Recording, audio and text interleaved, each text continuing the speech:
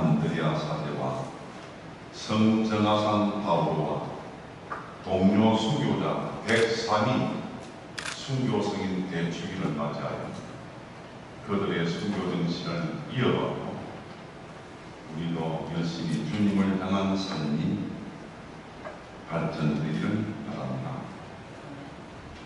오늘 축일이 매우 길지요. 왜냐하면 103명 이름을 다 나열할 수가 없어서 성직자 대표로 김재근 안드레아 사제, 평신도 대표로 정아상 바오로와 나머지는 동료 순교자들이라고 표현을 합니다. 조선교회는 1784년 창립된 이래 거의 100년간에 걸쳐 극심한 박해를 당했으며 10,000여 명 이상이 순교했다고 합니다.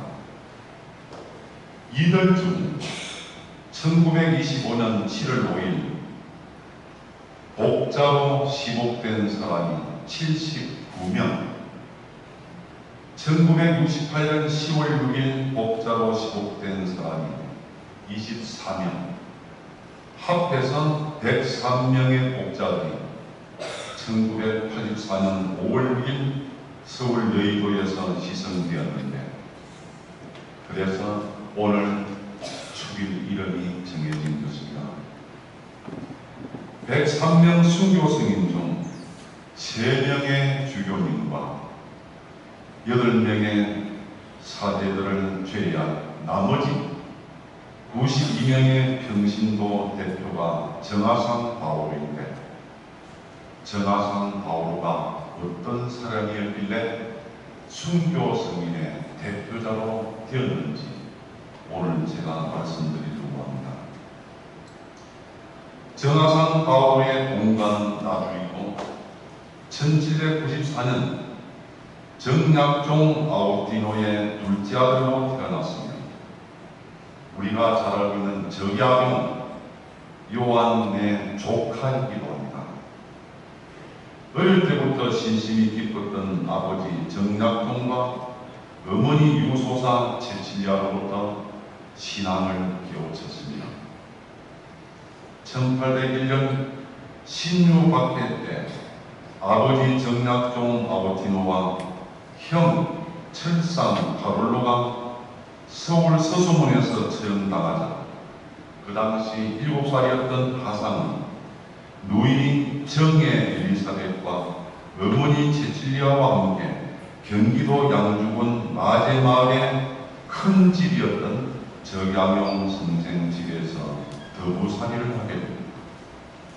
박해로 집안이 망했기 때문입니다.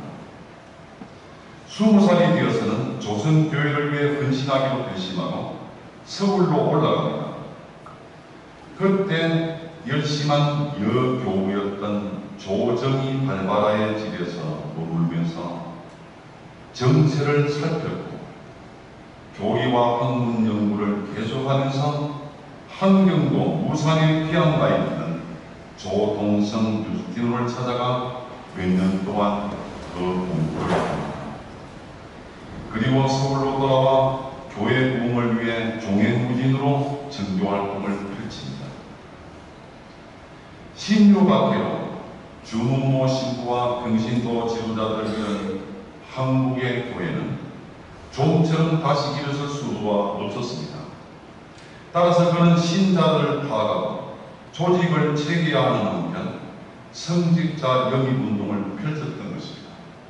그 당시 유일하게 와있던 중국인 주문모 신부님이 순교해버리니까 성직자가 없었던 것입니다. 그리고 1816년 이후에는 본인이 양반 신분이었음에도 불구하고 역관의 종행세를 하면서 위험을 무릅쓰고 9차례나 왕국 5천리의 중국을 왕래하며 북경 부비아 주교에게 신부 파견을 요청했습니다. 1823년부터는 조선교회의 책임을 맡으면서 유징길과 주신철을 중국에 파견하여 뜻을 이루려고 했으나 효과를 이루지 못하고 마침내 로마 교황에게 청원서를 보냅니다. 1825년에 교황청에 보낸 청원문에는 이런 내용이 있습니다. 저희들은 교황스님께 겸손하게 청하옵니다. 부디 신부를 확인해 주십시오. 그것이 큰 은혜이구나. 그것으로는 불충분할 것입니다. 박해 중이기 때문에 박해가 멈출 수 있도록 또는 계속 신부가 성조할 수 있도록 대책까지도 강구해달라는 요청이었습니다. 이 청원문은 3년 뒤 1827년에 교황청에 접수되었다고 합니다. 요즘은 팩스를 딱 치면 적방 나가는데 그 당시는 그런 수단이 없어가지고 가다가 머물가다가 3년 만에 교황청에 접수되었다고 합니다. 그리하여 마침내 파리예방 정교회 소속이었던 브리디에르 주교님이 한국 선교를 자원합니다. 한국에 그렇게 박해 중인데도 불구하고 신자들이 성직자를 원하니 나라로 가야 되겠구나. 그 결과 1832년 9월 9일 무슨 일이 있었습니까? 조선 교구가 설정이 됩니다. 1832년 이 해를 꼭 기억하십시오.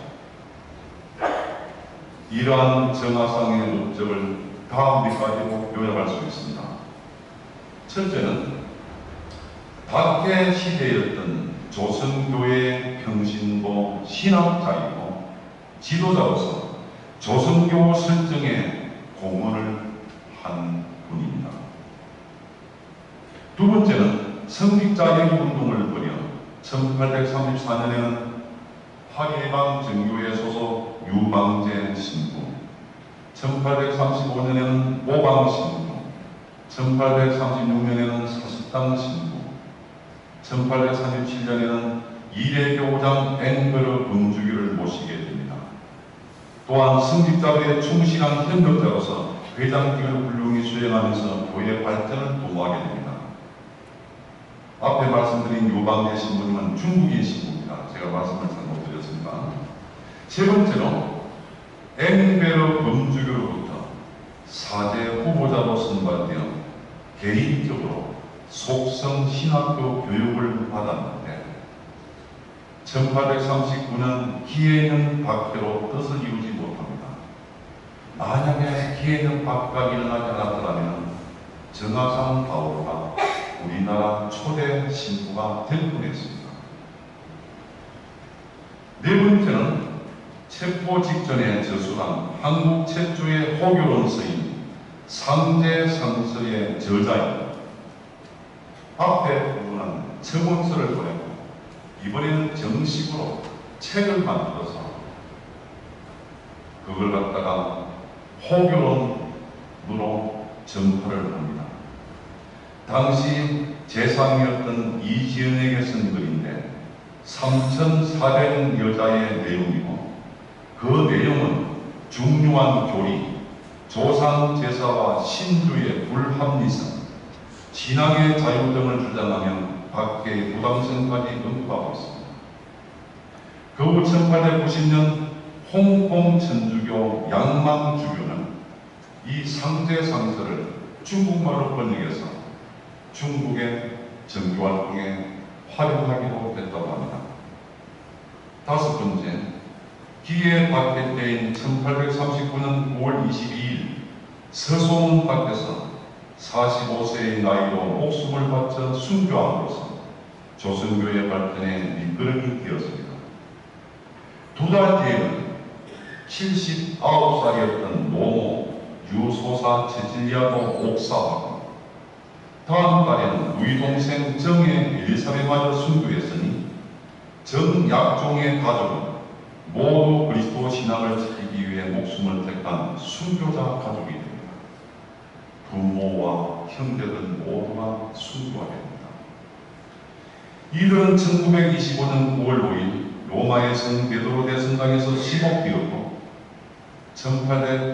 1984년 5월 6일 교황 요한 바오로 2세에 의해 한국의 여의도에서 시성되었던 것입니다.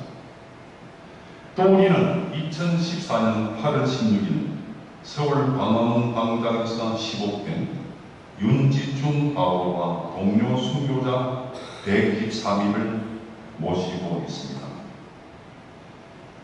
한국교회는 이들이 희생되도록 계속 준비하면서 기도하고 있는 것입니다.